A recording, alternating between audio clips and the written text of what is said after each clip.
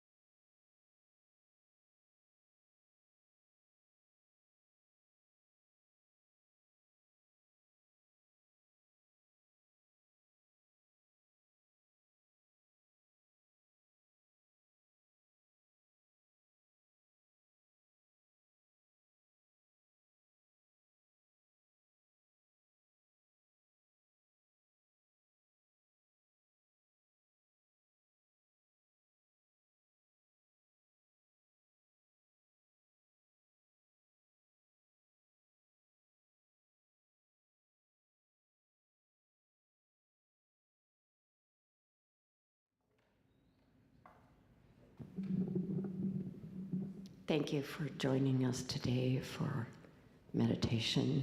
Please know that if anything has come up for you, the prayer chaplains are available after service. If you're watching online, you can go to the website and there's a place to request prayer and a prayer chaplain will respond. Service will start in 10 minutes.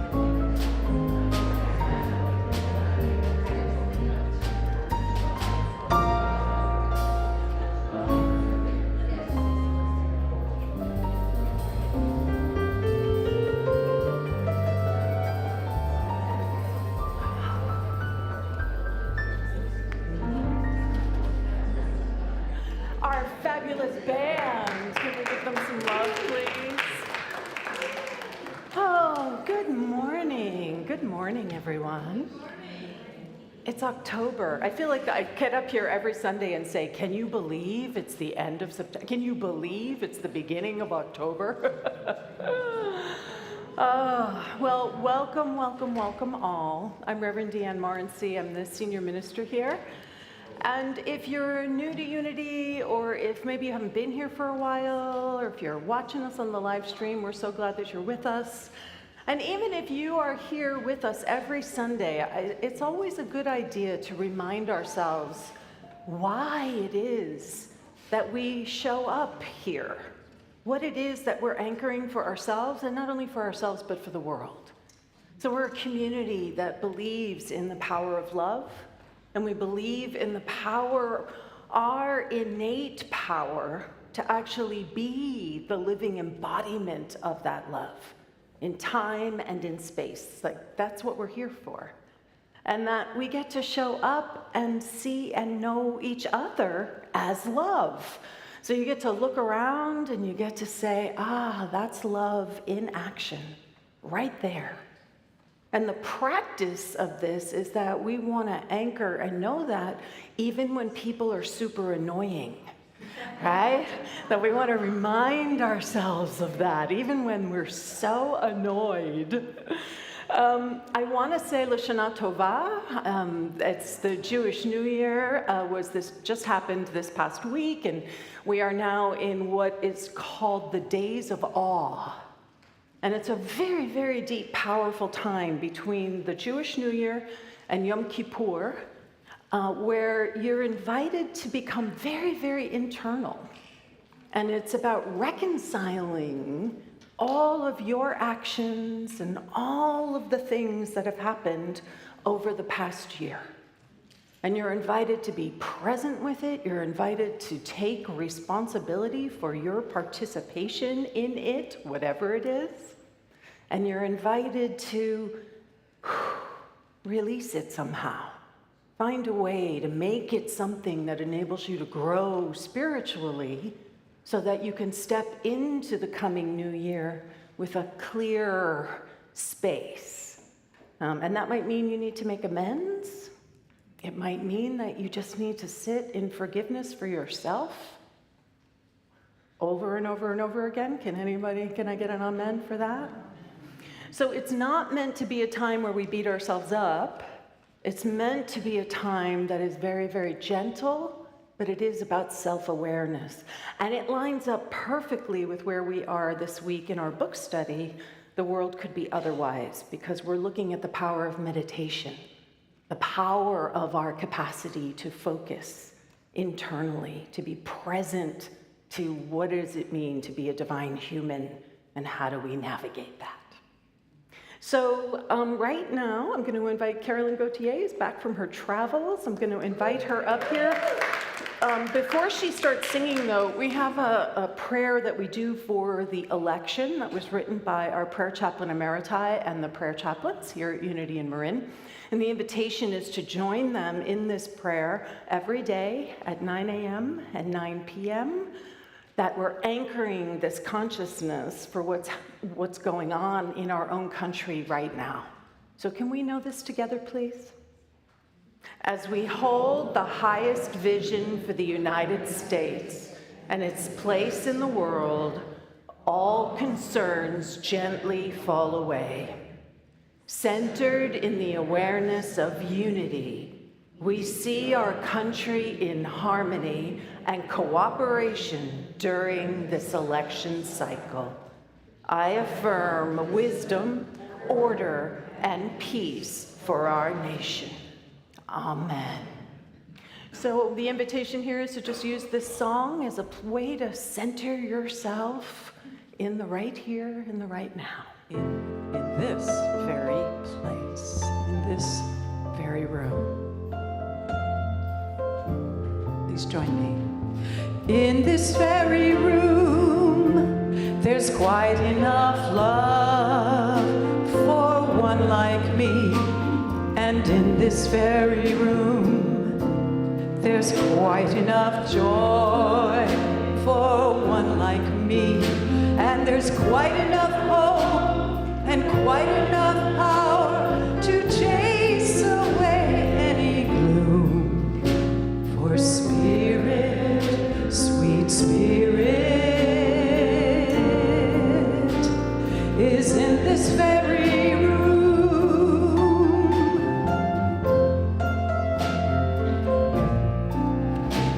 And in this very room, there's quite enough love for all of us. And in this very room, there's quite enough joy for all of us. And there's quite enough hope and quite enough power to chase away any gloom. For Spirit, sweet Spirit, is in this very room.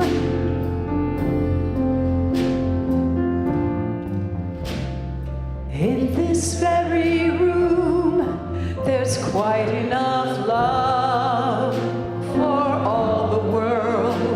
And in this very room, there's quite enough joy for all the world. And there's quite enough hope and quite enough power to chase away any gloom. For Spirit, sweet Spirit, is in this very room. So as we just breathe into that sacred container that we are creating through our intention, as we step into the prayer field, I would like to invite the prayer chaplains to rise.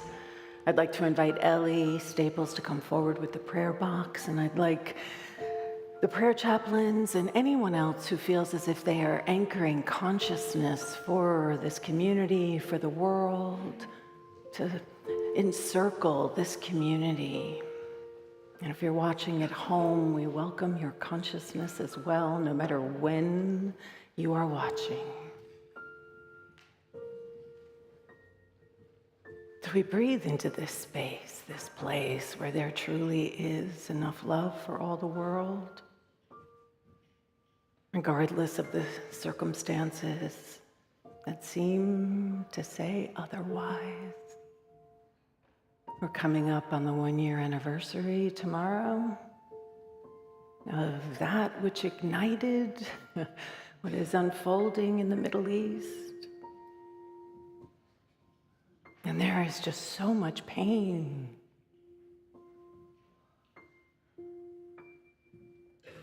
So we're not afraid to be open to the pain. We are not afraid to be a container that can be present to that pain.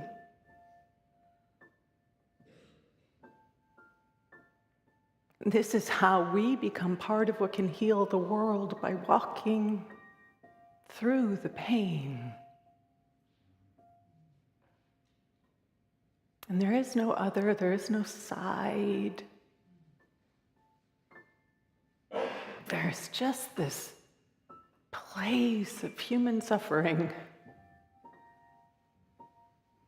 that we all have access to. And so as we breathe into this space, I invite you to just hold that entire region in peace and harmony. That out of seeming no way, there is a way of love, a way of connection, a way of possibility, and in our yes, to anchor that there are those whose work it is to do this, and if you know it's yours, I invite you to own it right now. To be the place of peace, to be the voice of harmony, to be the presence of love. And as we hold this for the world, I invite us to also hold this for each other. whatever it is that we may be experiencing in our personal understanding. It may feel so insignificant when we compare it to the great suffering that is all around us, and yet it once again is an entryway into this place of oneness. So whatever it is that you're carrying in your heart, I invite you to place it into the sacred container. Whatever person you're carrying in your heart, I invite you to place them here too. You can say their names if you feel so called.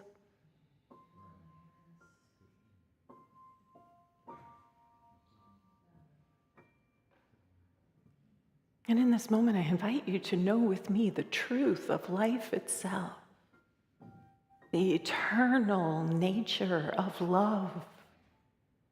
That is our true nature and our true name. The abundance that is, the peace that is, the love that is, the harmony that is, the wholeness and well-being. So we see healing right here, right now, on every level of our being, emotional, physical, mental, spiritual. We see abundance of love, abundance of finances, abundance of opportunities, abundance of healing, and abundance of forgiveness. We see and we know that we are here to be a space, a place of transformation, growth, and spiritual expansion. And that whatever we may be in the midst of in our circumstances, everything truly is supporting this greater goodness, this overarching vision that is love and peace and harmony, a world that truly works for everyone. In gratitude for this, I do give thanks for this magnificent community, for this magnificent teaching of truth, for the willingness and for the yes. Oh, knowing we are truly blessed and a blessing, I invite you to know with me that it is truly done. And so we say in this moment, and so it is. Amen. Ashe. Thank you. You may be seated. And I'm going to invite Gabrielle Javier to come on forward for our inspirational reading. She's doing 2 Sundays in a row. Good morning. It is now time for our inspirational reading, a time to let these words become part of your morning reflection, your morning meditation, or prayer. I invite you in this moment to take a deep breath and to pause. So close your eyes if you wish. I invite you to let these words become your words. The affirmation for today is, as I practice stillness, I listen deeply and connect with the essence of all that is. Unity co-founder Charles Fillmore said, "Divine mind is the one and only reality." And the mind of an individual can be one with divine mind. Everything that exists and everything I experience, the past, the future, and the present moment, are aspects of the infinite mind of the divine. In meditation, I practice stillness. I quiet and listen deeply, opening my mind and heart to the divine, to the I am that I am. I welcome enlightenment, guidance, and inspiration. As ideas come to me, prayer and meditation allow me to discern wisdom. As I practice stillness, I listen deeply, and I connect with the essence of all that is, the full perfection of the universe. I give thanks for the presence of the divine that I am, and that is all creation. Once again, the affirmation for today is, as I practice stillness, I listen deeply and connect with the essence of all that is, Please know this with me. As I practice stillness, I listen deeply and connect with the essence of all that is.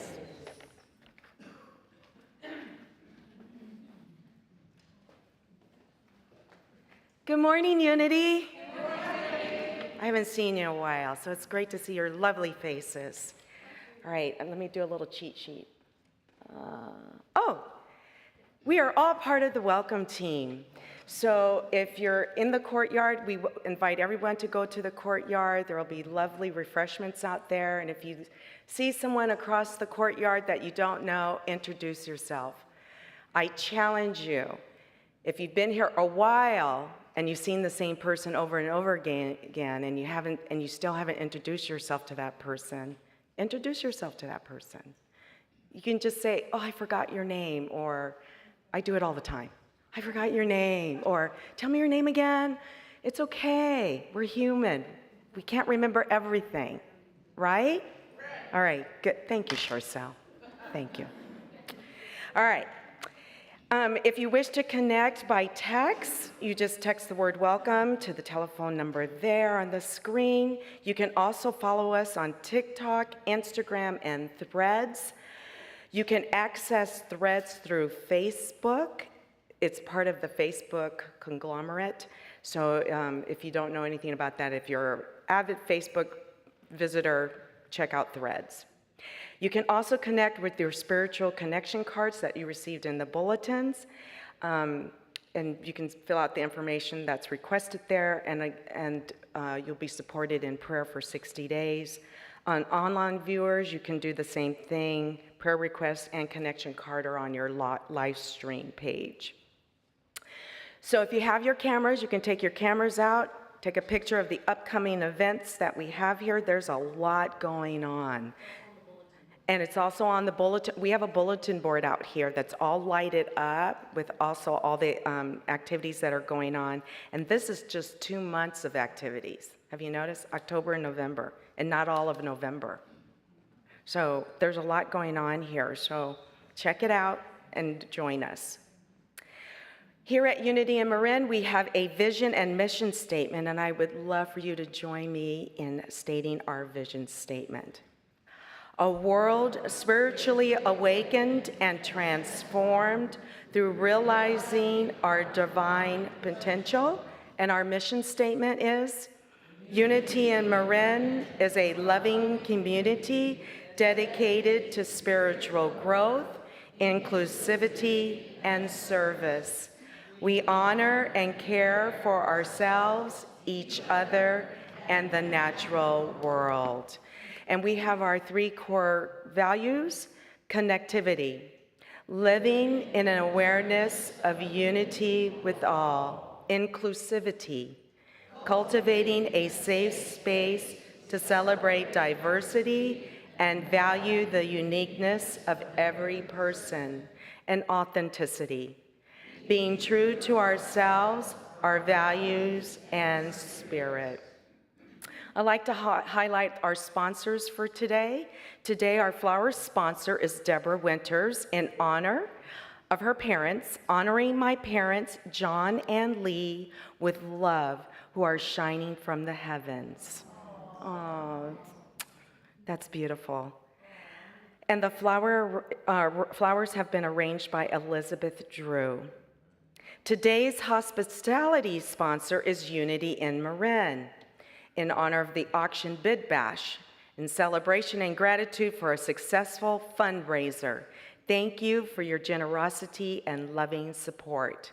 And please join us after service today for mimosas and sangrias. If you're standing in the mimosa line, get out of my way.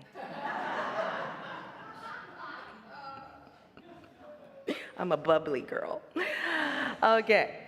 Hospitality and flower sponsorships, there are spots still available to the end of the year, so please see Charcel in the courtyard to snag one of those sponsor days and honor someone that you love. And Deanne. Oh, it's time for our Sacred Service Spotlight. There are so many people who we honor and give thanks to, but today we are going to honor the fabulous and amazing Vicki Clark, who, if you could stand up, Vicki, going to give you so much love. She is a very busy woman, and yet when I say, could you? She always says, I'll find a way. So thank you, Vicki, for all you do. We have the fabulous Deborah Winters in the house, as well as our fabulous Renegade Monks. So I'd love to invite Deborah up here for our song.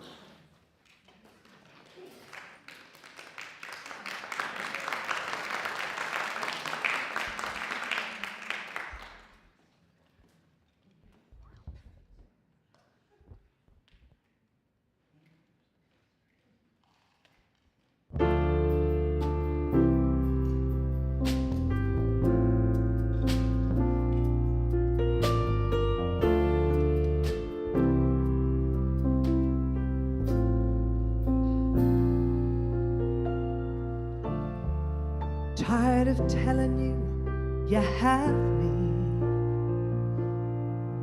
when I know you really don't.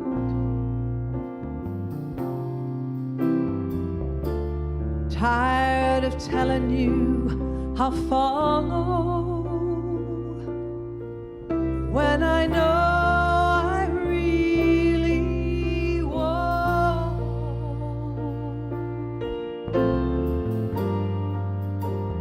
'cause I'd rather stand here speechless with no great words to say.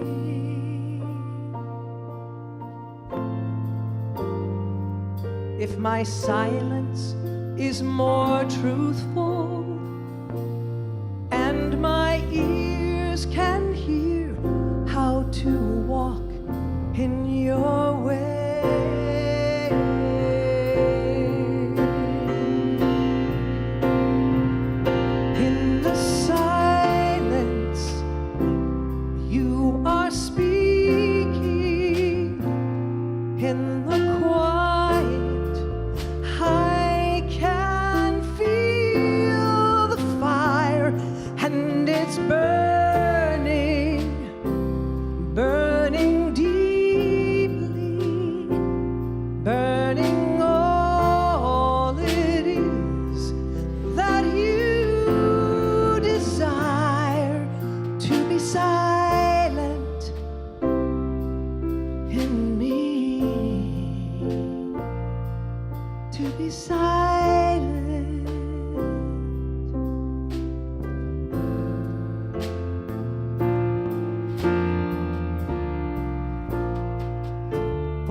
Spirit, can you hear me? Now my soul is reaching out,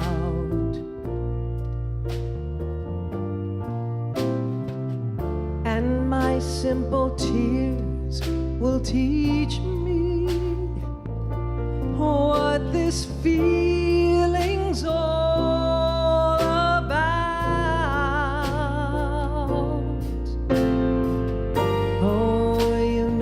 My heart to know you and to resonate this love as I create a life of service in the spirit and truth of your loving way.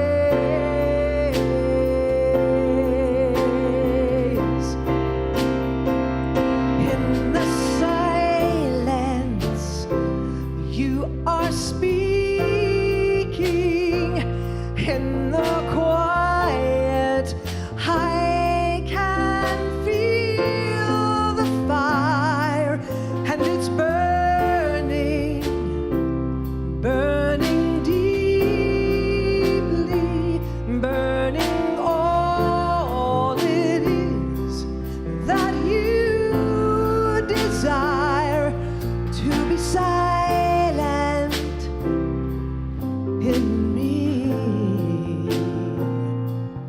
to be silent in me, to be silent in me,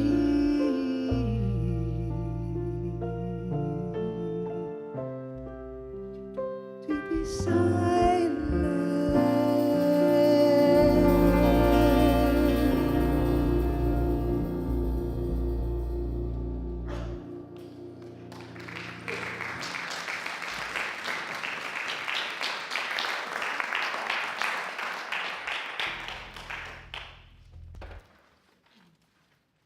To be silent.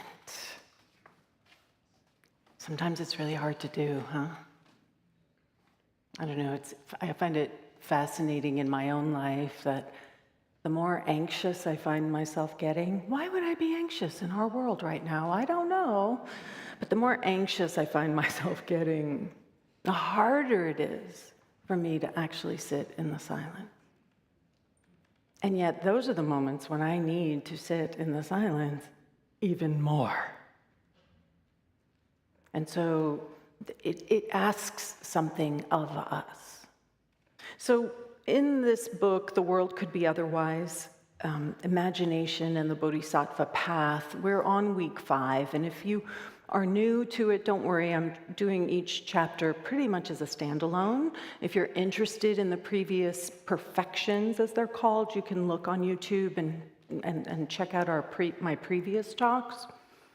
But this perfection, so he is looking at how we can take our power of imagination and how we can bring it to these perfections, which are basically practices. We can practice generosity, we can practice ethical conduct, we can practice patience, we can practice joyful effort, which was last week, and this week we're looking at meditation. And how Norman Fisher is holding all of this is that the idea, which aligns with what unity, and remember, we're looking at this book as to how it intersects with unity's teachings, right? How does it live in a way that ties all of this together, all of this being whatever these spiritual truths are that we are attempting to become present and awake to. And he describes it this way: we are all bodhisattvas, called to practice compassion, devoted to be of benefit to others. And what I love about this is because, as I've said each week, and I'll say it each week, is that New Thought can get a little self-absorbed. We know it's an inside job, and so sometimes we can forget that we are not just invited to transform our inner understanding, but we are being invited to take that transformational energy and bring it so that it is being of benefit to others. And what Norman Fisher says, and what we know to be true, because this is really talking about being of service, is that when we show up in service to others, it's like the secret sauce. We're actually also showing up in service to ourselves. But it's through the act of giving away our love, our joy, our compassion that transformation happens. And I'm going to talk more about this next week when we get to the last chapter, which is about understanding, because I do want to be clear. When I ask you to throw away and be generous with your love, it does not mean we become doormats. It does not mean that we do not have clear boundaries about what is ours to give and what is ours to do. But those boundaries arise from a place of compassion rather than reactivity. Can you feel the difference? And we'll talk more about that next week. So meditation is this idea that we get to broaden our awareness. And paradoxically, the way we broaden our awareness is by focusing and concentration. And so for Norman Fisher, he talks about that meditation is about deepening and stabilizing our mind, heart, and actions. I love that. Could anybody in here use a little calm and stabilization right now? So this is what meditation does for us. And he says, as we narrow our focus to a single point, we paradoxically access a window to the expansive vastness of life. Now, how Myrtle would describe this is silence is a kind of stillness, a place of retreat into which we may enter, and having entered, may know the truth. Can you feel how we're in alignment here? And again, I keep saying this isn't a coincidence. This is because we're all pointing at the same thing. We're just coming at it from different angles, different perspectives, but we're all pointing at the same thing. And what we're being invited to do is not get so focused on the finger that's doing the pointing, but to focus on what it is that it's pointing towards. So there is something he calls the Buddhist tripod, right? And we need 3 legs. It's considered to be the most stable structure. But in order for that structure to be the most stable, every one of those legs has to be strong. Because if one of the legs isn't, then it's the most unstable structure. So in the Buddhist tripod, it's understanding, which we're going to talk about more next week, which is kind of the accumulation of all these perfections we've been talking about. It's meditation, and it's ethical conduct. This is our 5th principle. Can you feel how this is our 5th principle? We're talking about understanding, which is God is. Knowing that God is, understanding the qualities of God, understanding what God is, love, peace, harmony, grace. Meditation is how we know that we're not separate from it. And then ethical conduct is what we do from that awareness, right? God is, I am, I can.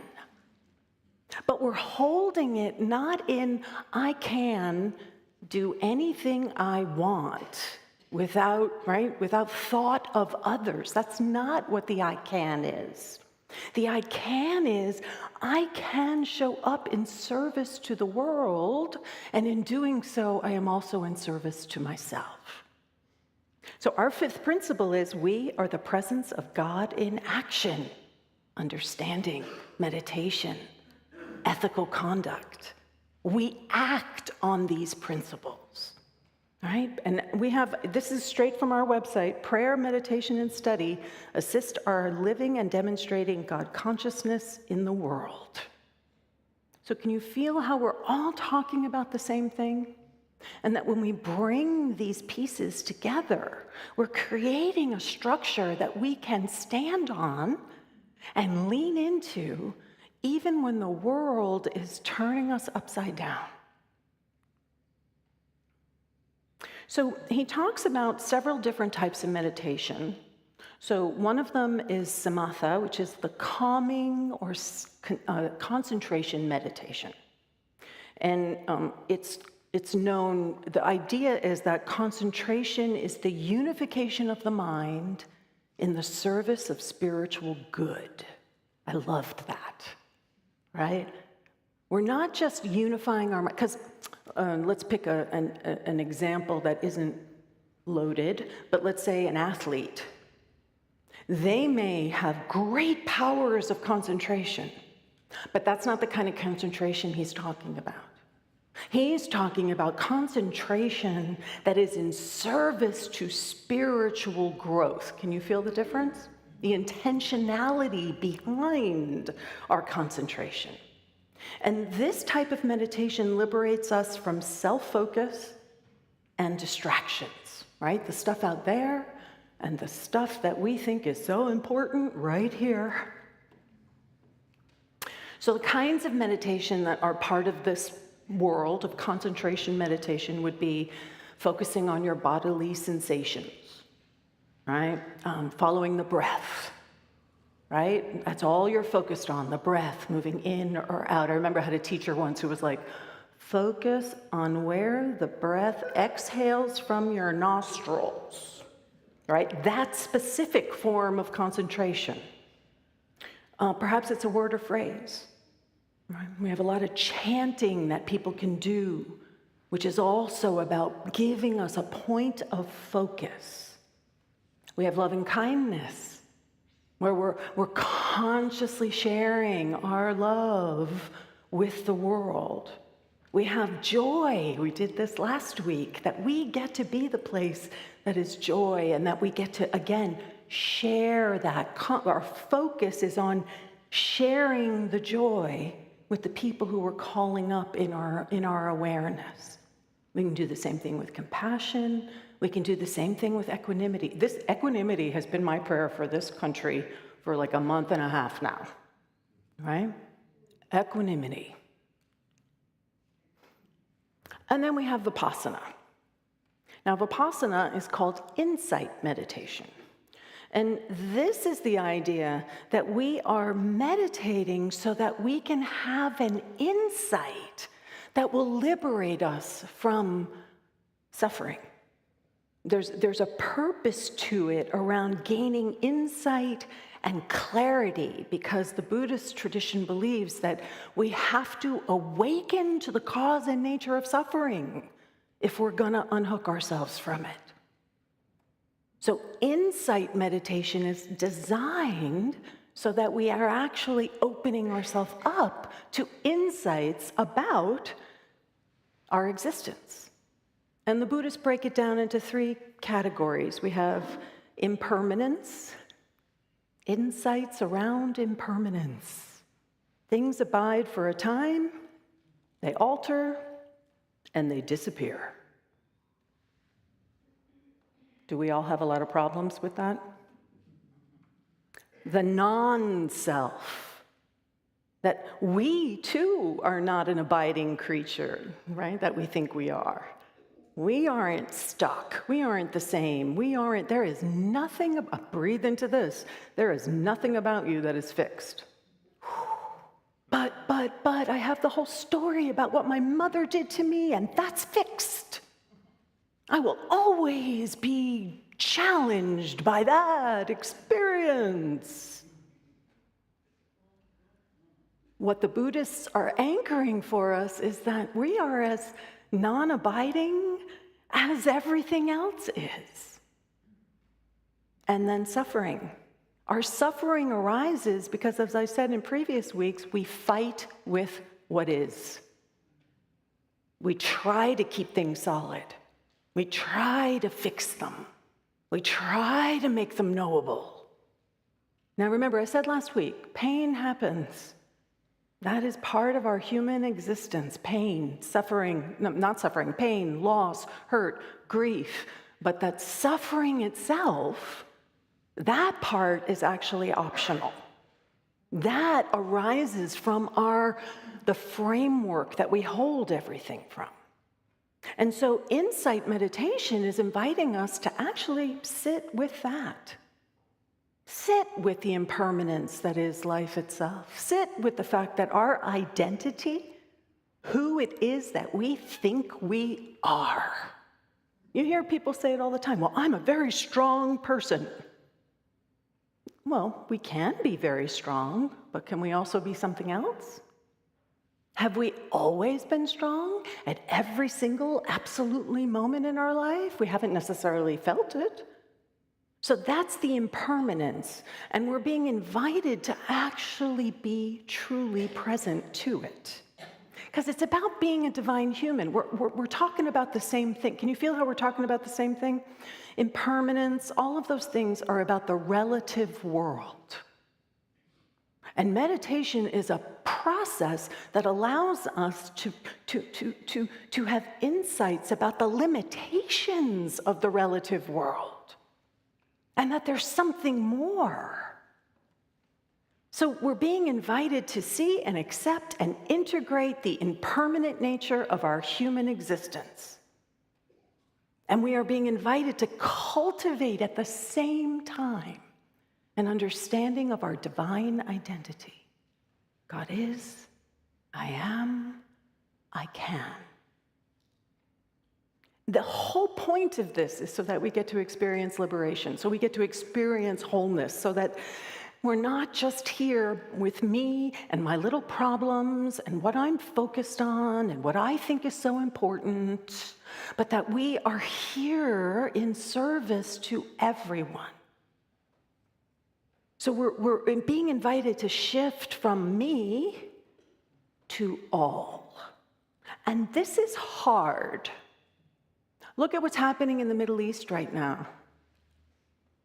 It's so hard to not get sucked into the me, the sides, the identities, the rationalizations, the justifications, can you feel how that's all part of the relative realm?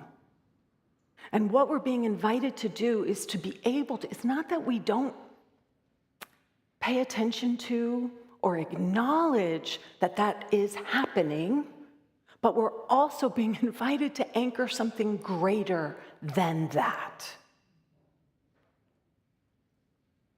So he also talks about mindfulness. And it's interesting because he clarified something for me in his piece around mindfulness that I was really grateful for. So he talks about mindfulness as being aware with some clarity and calmness all the time, not just during our meditation practice. Mindfulness broadens our awareness. Concentration narrows our focus. And we need both. Can you feel how we need both? So we need the calm, stable understanding that concentration provides our mind and our heart in order to be able to show up with mindfulness. But mindfulness is all about being in the world. Mindfulness is not about sitting on our cushion. Mindfulness is how we show up in time and in space. So what mindfulness does is it prevents the part of us that wants to fixate and get rigid. Mindfulness is constantly forcing us to be flexible and adaptable and open and searching and expanding. So we want to be doing both of these things. But can you feel how they support each other? The more mindful you are about what you are actually doing in the world, the easier it is for you to sit in the stillness. And the more time you spend sitting in the stillness, the easier it is to bring mindfulness to what is happening all around you. So he calls this the insight that heals the world, because we're still in insight meditation, right? We're looking for the insights.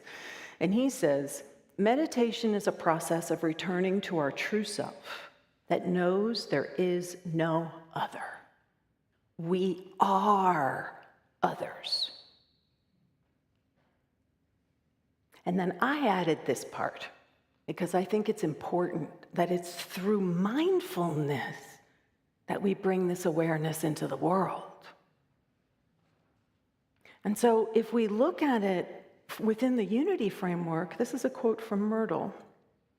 And she says, "We have the mind of Christ, and it is for us to make conscious union in the silence with the all-providing mind, lifting our thoughts to its standard of truth and holding them in this truth as we go about our own particular duties of living." Can you feel how we're talking about the exact same thing? Holding that consciousness of truth that we becomes accessible through our ability to concentrate. And then we get to take that understanding of truth and we are being invited to bring it in to our duties of living, how we show up in the world.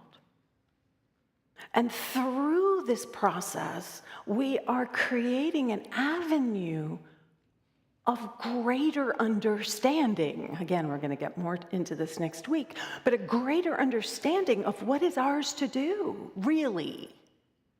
Not because we feel guilted into it, not because we feel like we should, right? We say don't should on yourself. It's being able to be truly clear about what does it mean for me to be a compassionate being in time and in space. What does that actually look like? And I can guarantee that it doesn't look anything like how you're living right now. Because there's so much more there to explore. Remember, all of this is a journey of liberation. All of this is a journey of freedom, of empowerment.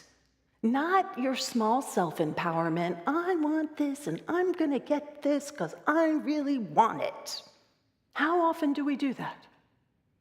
How often do we say, it's this or nothing?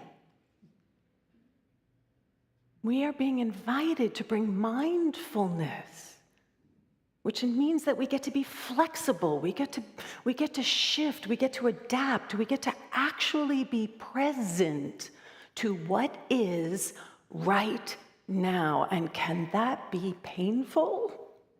Yes. But if we don't actually acknowledge what is right now, then all we're doing is a spiritual bypass. All we're doing is taking spiritual principles and slapping like a Band-Aid on top of a really large wound and saying, that's taken care of. And yet it still throbs, and it still hurts, and it still pulls our focus and our attention. Anybody in here relate to this? Well, Paul Hasselbeck says, don't take our spiritual principles and just slap them onto something that you're not willing to actually transform within yourself, because it's like putting beautiful icing on a moldy cake.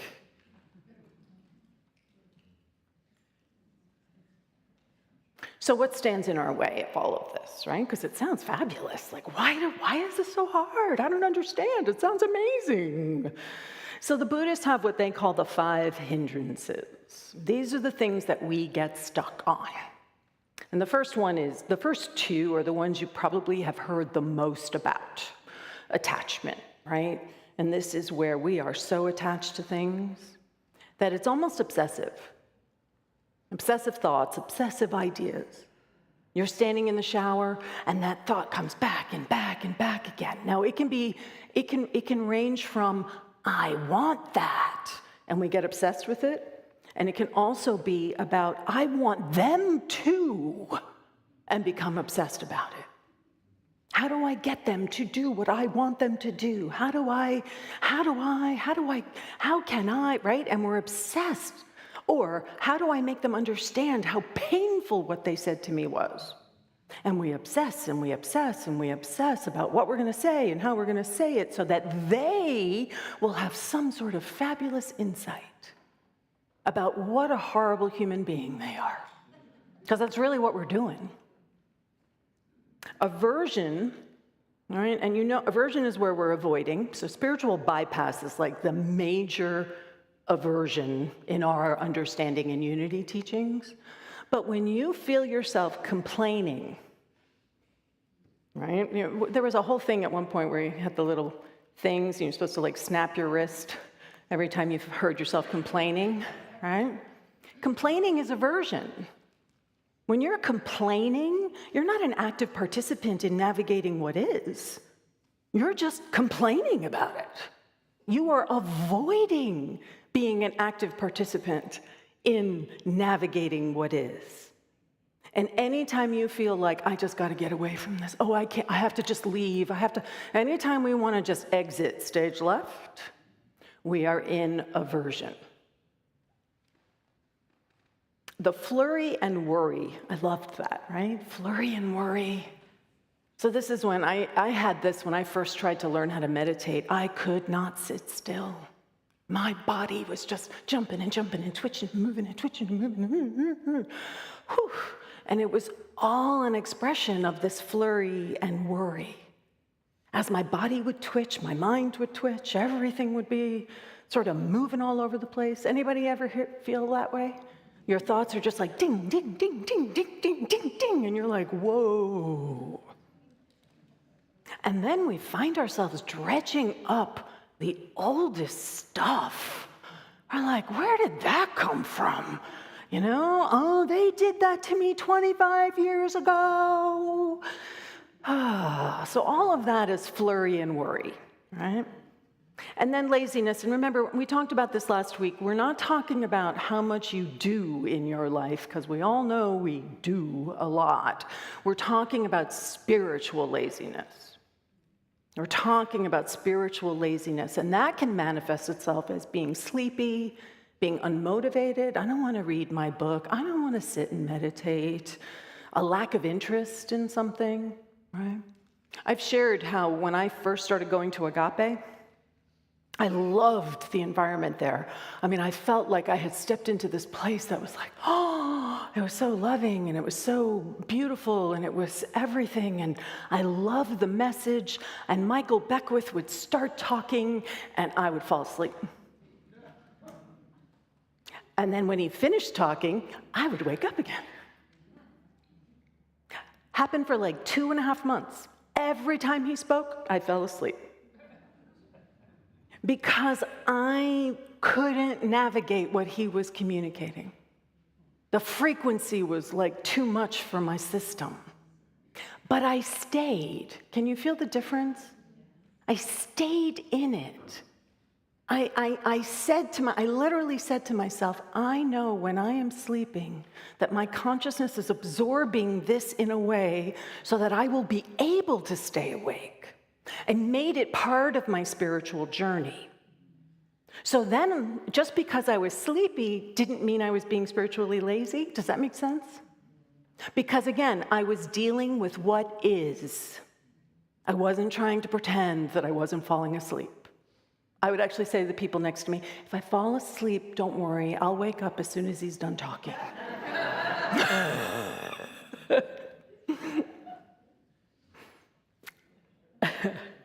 And then, of course, we have the doubt, right?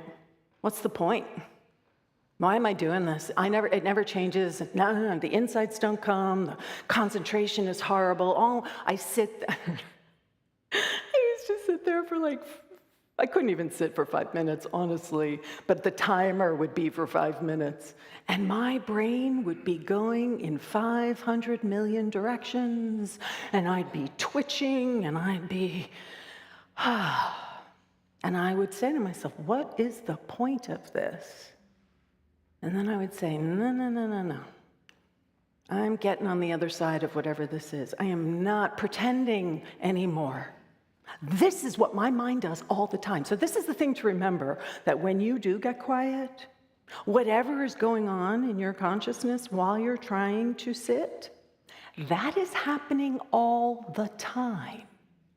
You just became quiet enough to actually hear it. But that is what is fueling you all the time. So that was an insight for me that wow, this is how I function. How do I function like this? This is crazy making.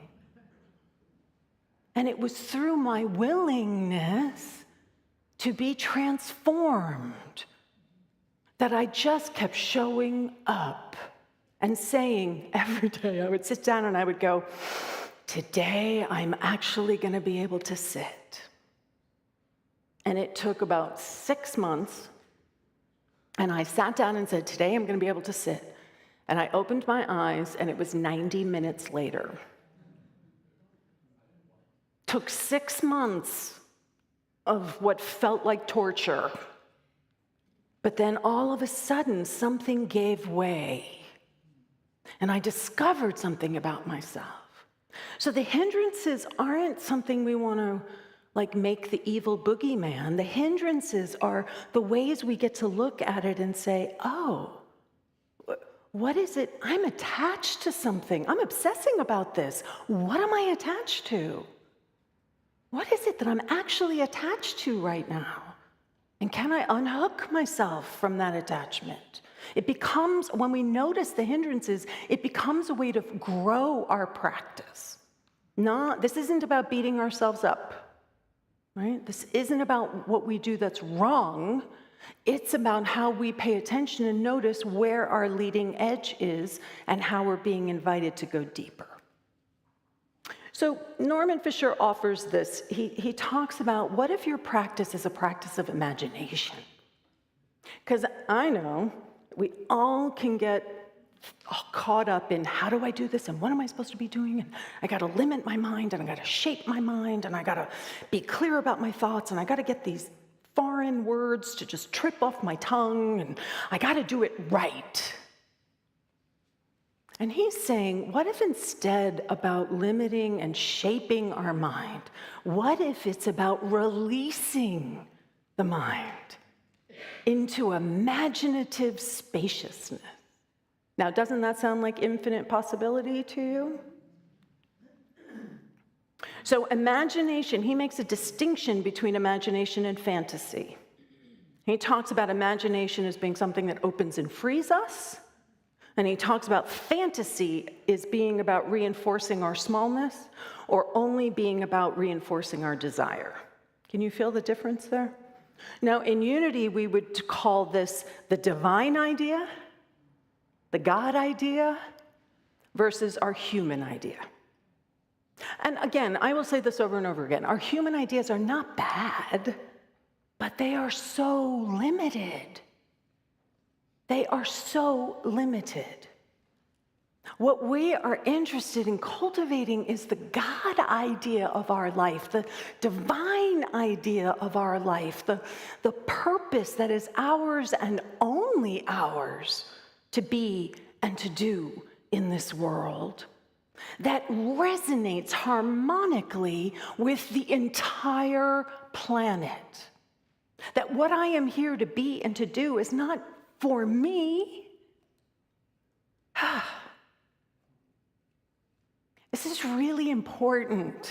If you walk away with nothing from this book study, but this thing that's sort of rattling around in your understanding, that what we do is not for ourselves. What we do is for the world. Amen. And it's hard work. And we said yes. If you're sitting here, if you're watching on the live stream, you said yes on some level, in some way, shape, or form. And even if you're sleeping through my talk right now, if you're watching, you're here. Right? You've said yes to the journey. So we have to begin to bring the insight. What is a fantasy? What is fantasy? And what is actually the divine idea? And I will tell you that the way I always know the difference is that my fantasies are always very detail specific. It's going to be a 4-bedroom house, and it's going to have a backyard. That is a human idea.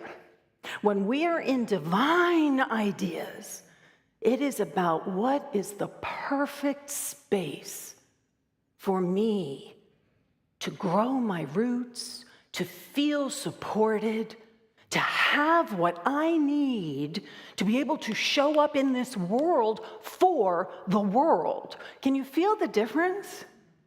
Now, I may end up in a 4-bedroom. I may end up in a 1-bedroom. Do I say no to the 1-bedroom? I may end up in a fabulous community of people, and they're not in alignment with what it is that I'm here to be and do. Nobody's separate from us, but we need to bring consciousness, not the smallness of who we are, that thinks we know what's best, but we want to continually be opening ourselves up to that larger vision of who we each are, of what the world is, of what is possible, that spaciousness. That's what we're here to anchor for the world. We don't have to have all the answers. Our humanness wants to solve the problem. What if we allow our divinity to actually be the solution? Be it in time, in space. Even if we can't quite articulate what it is, we are being it. Can you feel the difference here? So let's just quick look at some of the meditative practice, because what we've been saying each week is that we're here to practice.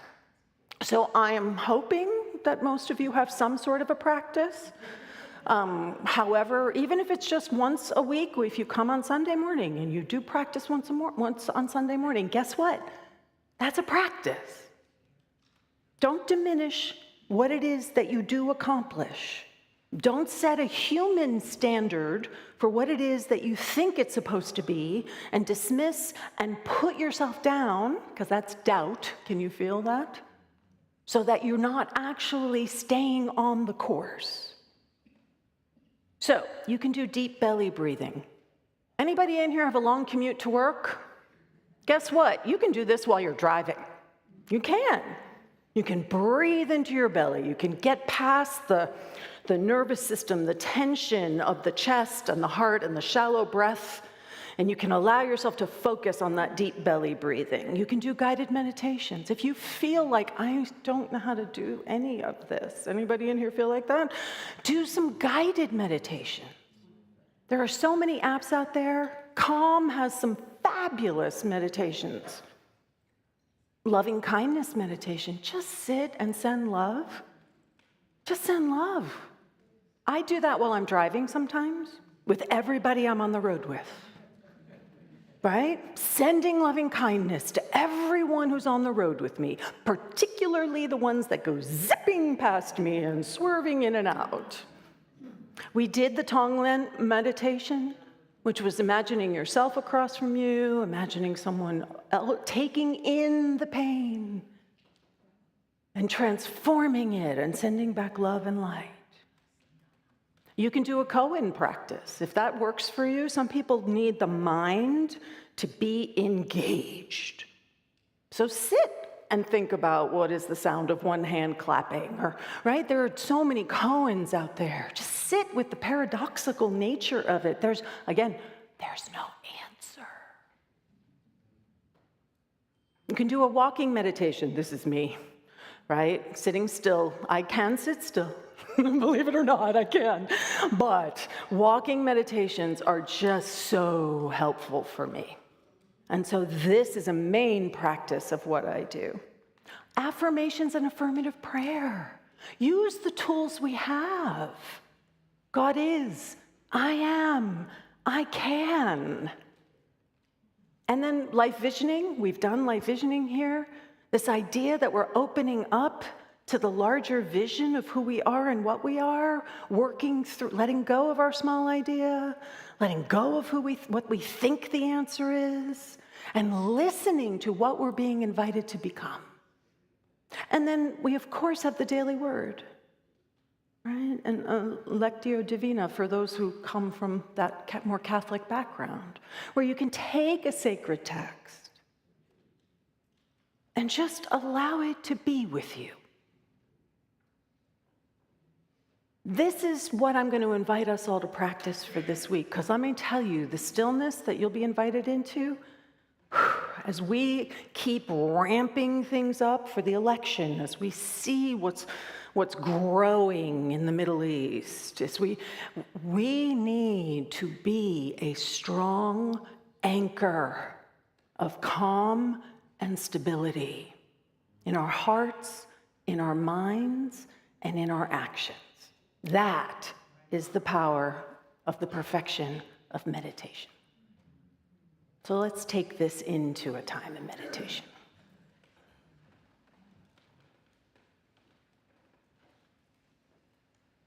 I'm just going to invite everyone to take a deep breath. I know that might have been a lot of mind action for some of you. It might have been a lot of,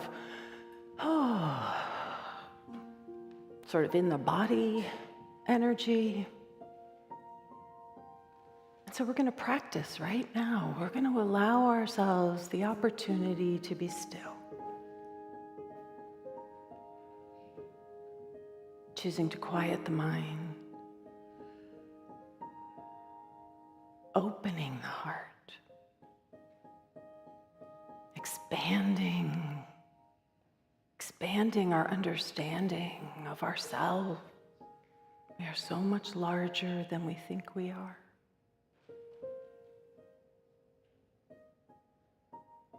as we rest in this stillness, the invitation is to allow that which is our true nature to make itself known. And for each one of us, that will be different. There's no right or wrong. It's like, what is that wellspring of love and light? What is that blueprint of wholeness? What is that energy of joy and compassion?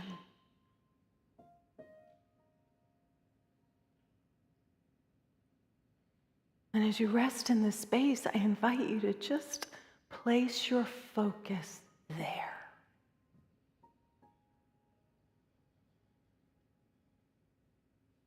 Focus on love. Focus on peace. Notice how you might want to move away and just lovingly call yourself back.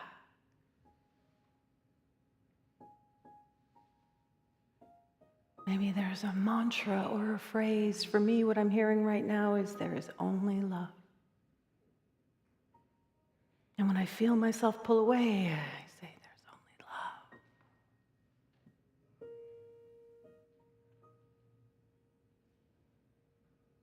And the invitation right now is just, we're going to rest here in this magnificent silence together.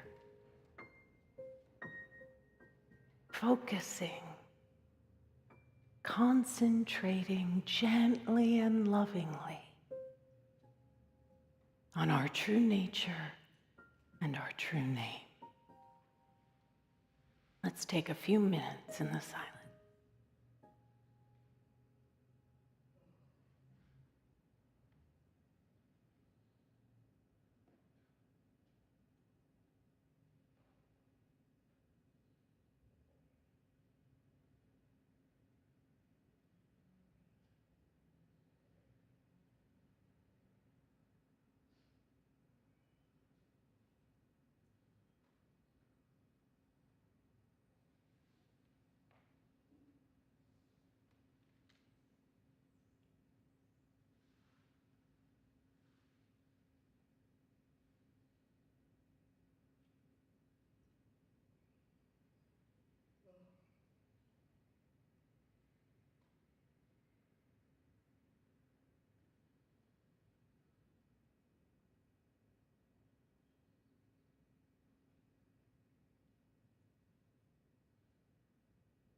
And we just lovingly notice where our attention is. And if we need to call ourselves back to love, we do so with compassion, gentleness.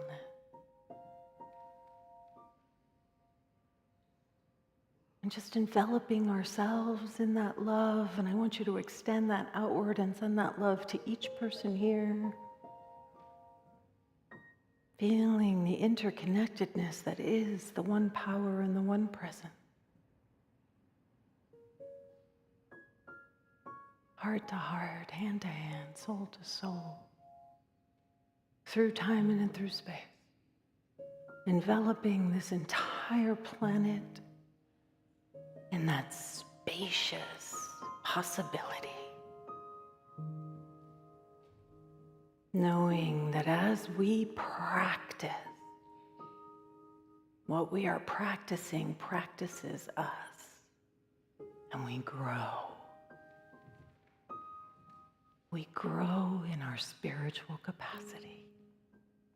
This is what will create a world that truly works for everyone. This surety, this groundedness, this calm, stable space for our heart, our mind, and our action. And gratitude for all of it, all of it. I do give thanks. And in agreement, I invite you to know with me. And so it is. Amen. Ashe. Our affirmation for today is, as I practice stillness, I listen deeply and connect with the essence of all that is. Can we know this together? As I practice stillness, I listen deeply and connect with the essence of all that is. And so it is. Amen. Deborah?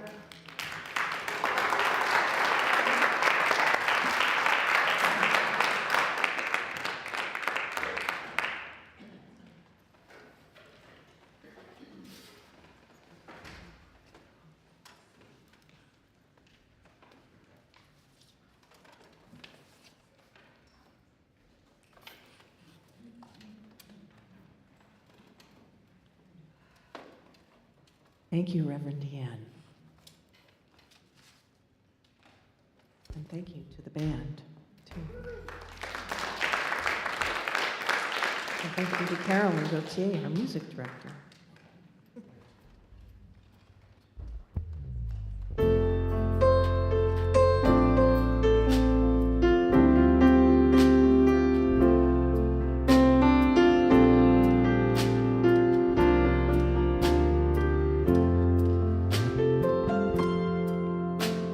So many things you can't control. So many hurts that happen every day. So many heartaches that pierce the soul. So much pain that won't ever go away. How do we make it better? How do we make it through? What can we do when there's nothing we can do? We can be kind. We can take care of each other. We can remember that deep down inside we all need the same thing. And maybe we'll find that if we are there for each other, that together we'll weather whatever tomorrow may bring.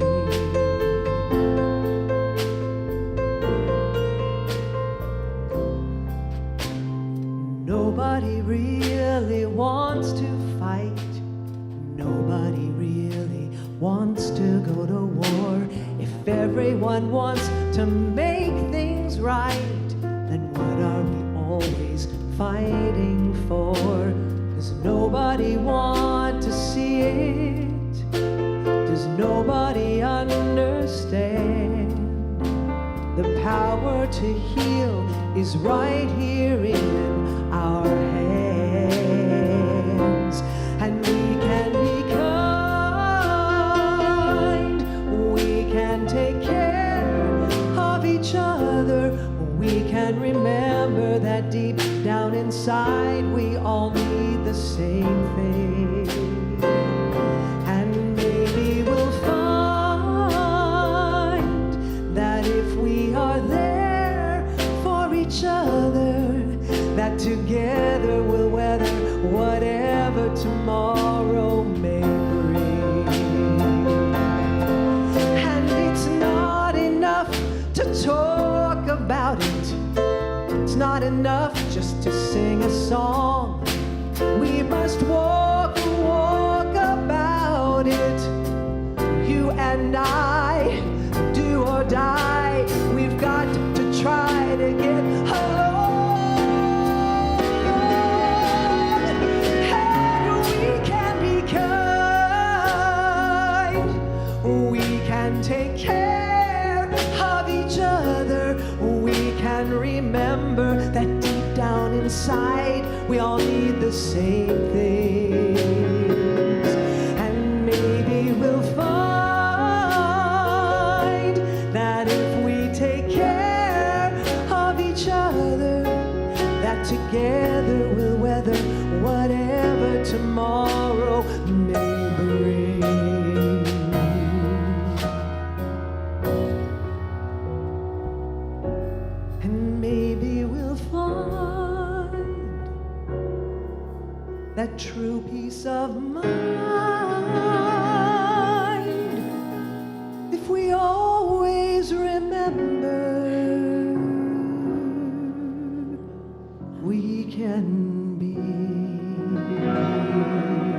yes, we can be.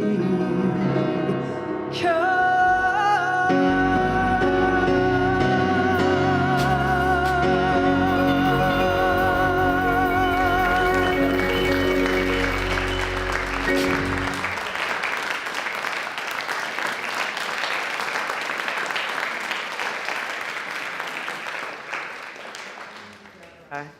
We needed that song. I don't know about you, but I was like in a deep, calm meditation. So I thank you. It was perfect.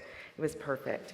At this time, I'd like to invite Seal and Nancy for a brief talk about the online auction.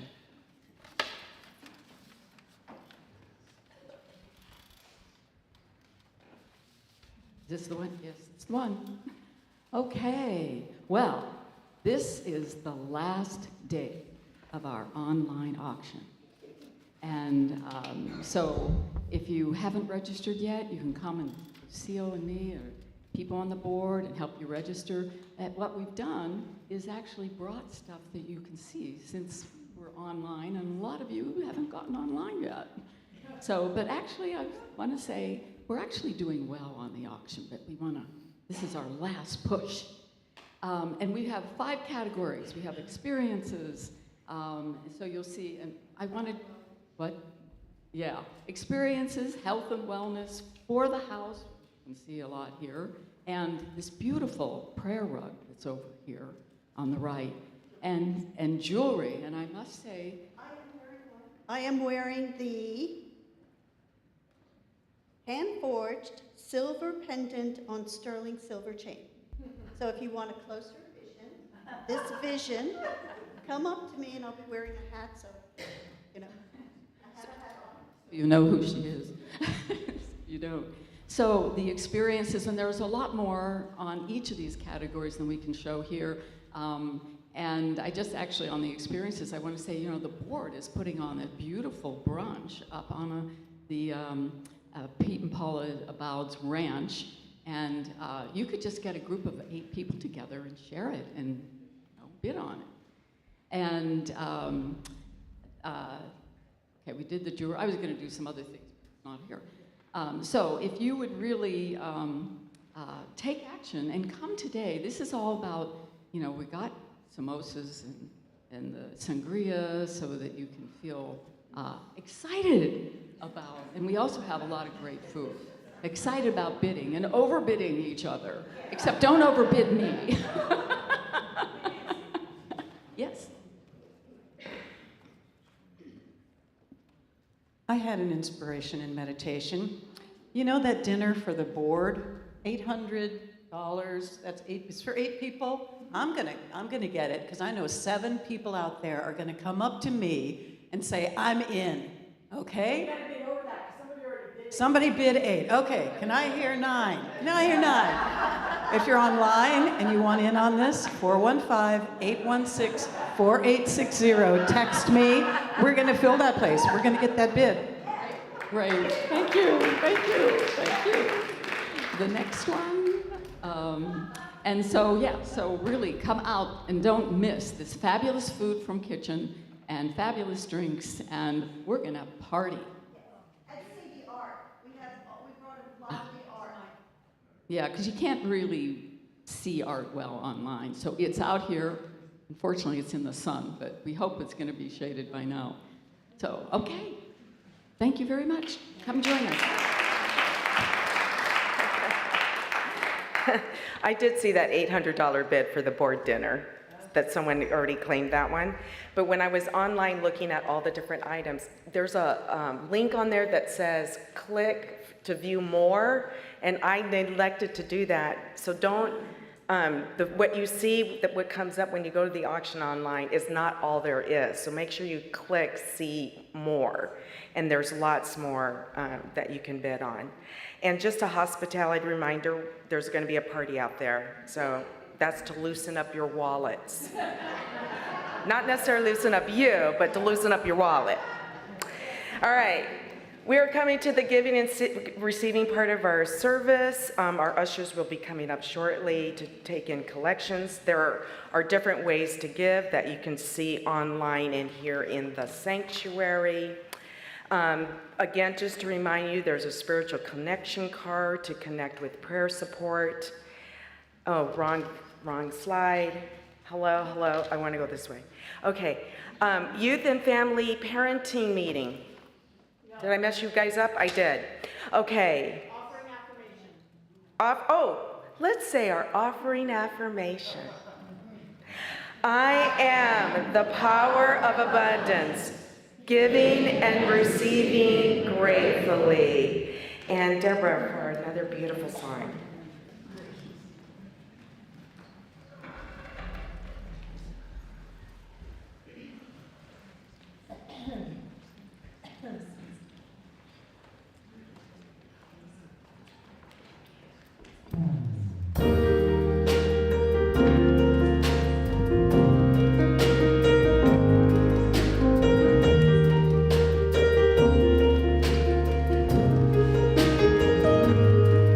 There are days of taking more than I can give,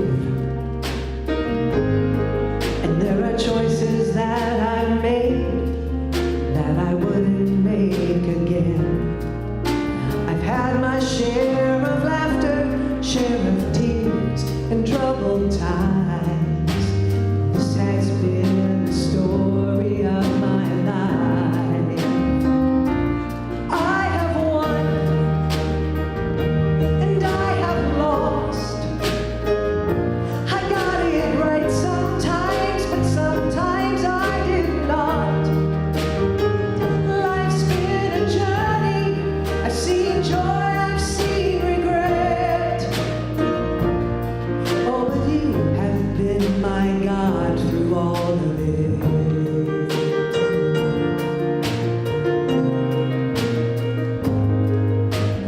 You were there when it all came down on me, and I was blinded by my fear, and I struggled to believe. But in those unclear moments, you were the one keeping me strong. This is how my story's always gone. I have won and I have lost. I got it right sometimes, but sometimes I did not. Oh, life's been a journey. I've seen joy, I've seen regret. Oh, and you have been my God through all of it.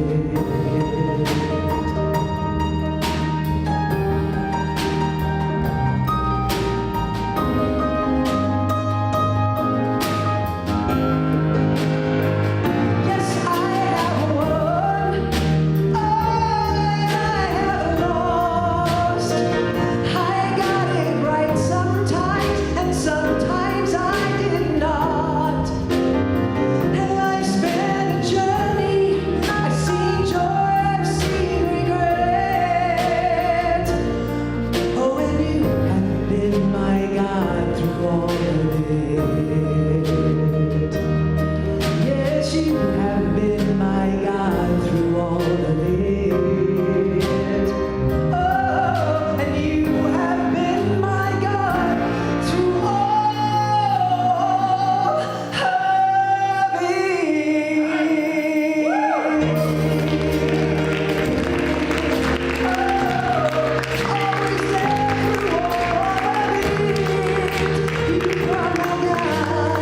you are there through all of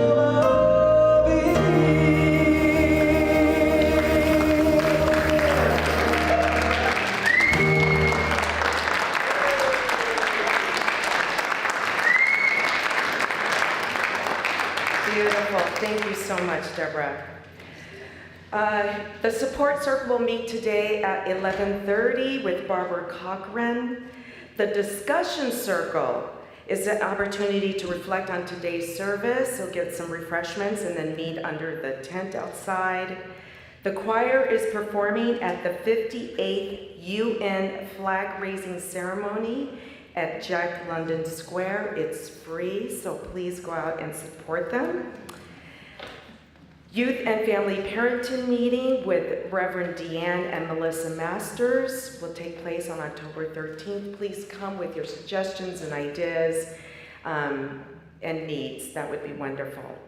Our upcoming guest speakers is Reverend Ken Daigle. He is the minister of Unity in San Francisco, and while he is here, Deanne will be there.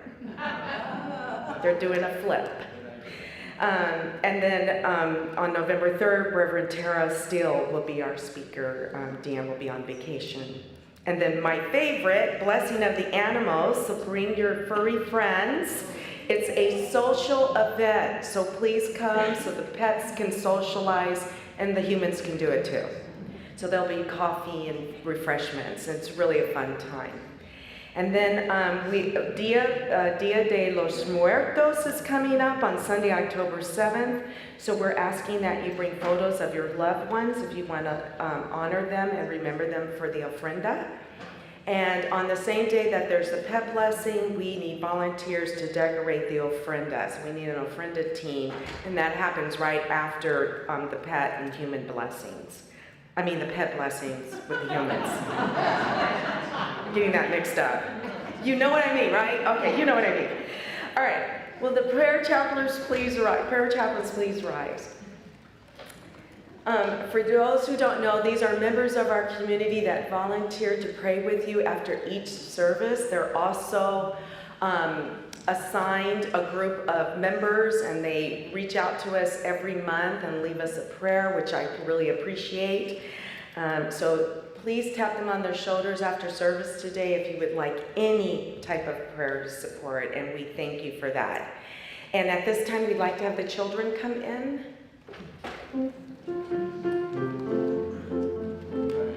Yay.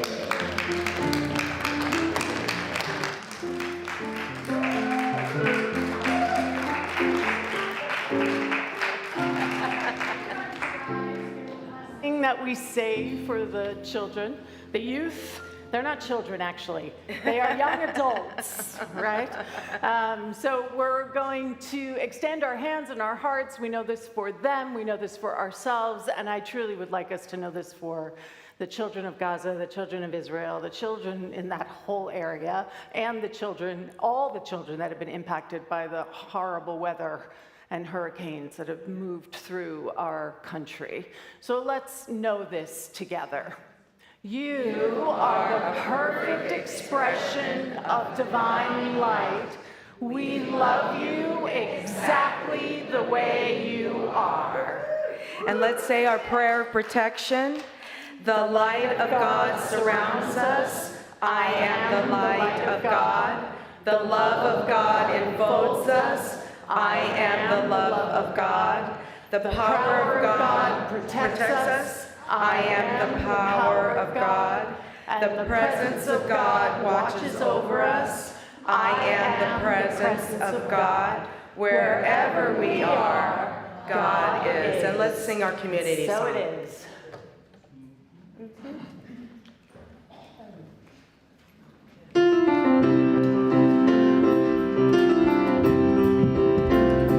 Gratitude before